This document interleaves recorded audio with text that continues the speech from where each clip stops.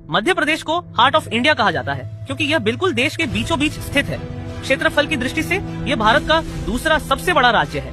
इसके चारों ओर महाराष्ट्र, गुजरात, राजस्थान, उत्तर प्रदेश और छत्तीसगढ़ राज्य स्थित है। अगर शहरों की बात करें, भोपाल अपनी 1984 गैस लीकेज के लिए याद रखा जाता है। यहाँ का रानी कमलापति रेलवे स्टेशन भारत का पहला प्राइवेट रेलवे स्टेशन है। सिंगरौली कोयले का सबसे बड़ा भंडार देता है, जबकि पन्ना अपनी हीरे की खदानों के लिए मशहूर है। खजुराहो के कंदारियां महादेव मंदिर विश्व प्रसिद्ध है। कटनी को चूना नगरी कहा जाता है। जबलपुर में हाईकोर्ट, सैन्य अड्डा और धुआंधार जलप्रपात स्थित है। अमरकंटक एक विशेष स्थान है क्योंकि यहीं से नर्मदा, सोन और नदियां निकलती है। ग्वालियर को तानसेन की नगरी कहा जाता है और यहाँ वायुसेना अड्डा भी है। विदिशा का हेलियोडोरस स्तंभ और सांची स्तूप यूनेस्को वर्ल्ड हेरिटेज साइट है। भीमबेटका गुफाएं आदिमानव की प्राचीन चित्रकला के साक्ष्य प्रस्तुत करती है। होशंगाबाद में करेंसी पेपर बनता है और देवास में करेंसी छापे जाते हैं। उज्जैन शिप्रा नदी के किनारे बसा है और महाकाल मंदिर तथा कुंभ मेले के लिए विश्व प्रसिद्ध है।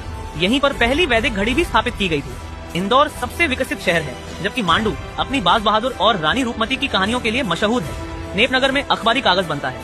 अलीराजपुर को एमपी का चेरापूंजी कहा जाता है क्योंकि यहाँ सबसे अधिक वर्षा होती है। आसिरगढ़ का किला दक्षिण भारत का द्वार माना जाता है और मंदसौर अफीम उत्पादन में सबसे बड़ा जिला है। मानचित्र पर देखें तो मध्य प्रदेश में दो प्रमुख पर्वत श्रेणियां हैं, विंध्याचल और सतपुड़ा। विंध्याचल बीच में है, सतपुड़ा दक्षिण की ओर समानांतर चलती है और नदियों में सबसे महत्वपूर्ण नर्मदा नदी है जो अमरकंटक से निकलकर अरब सागर में मिलती है। ताप्ती नदी भी अरब सागर में जाती है। सोन नदी पूर्व की ओर बिहार तक बहती है।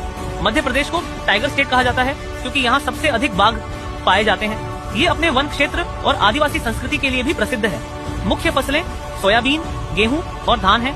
ये था मध्य प्रदेश